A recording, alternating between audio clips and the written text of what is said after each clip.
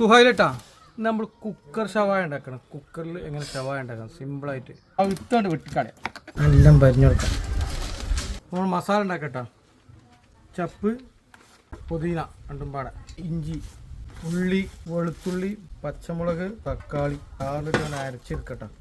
അരച്ച് കൊണ്ടിട്ടോ കാശ്മീരി ചില്ലിപ്പൊടി, മഞ്ഞൾപ്പൊടി, white pepper, garam മസാലപ്പൊടി, പൊടിയുപ്പ്, ഉറുക്ക, ഒലിവ് ഓയിൽ, മാഗി ക്യൂബ് ഇട്ടോ.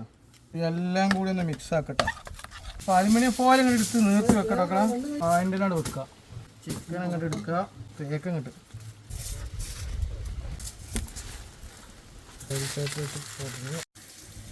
ഏകദേശം 2 മണിക്കൂർ നമ്മൾ മസാല വെച്ച് 2 ചിക്കൻ എന്ത് ചെയ്യുക അത് മൂടാം. നമ്മൾ ചിക്കൻ ഇറക്കി വെക്കാം. കറപ്പിൽ കത്തിക്കും. 15 മിനിറ്റ് ചൂട് കഴിയുമ്പോൾ എയർ പൊട്ടും. എയർ പൊട്ടി നമ്മൾ ഓഫ് ആക്കട്ടോ ഗ്യാസ്.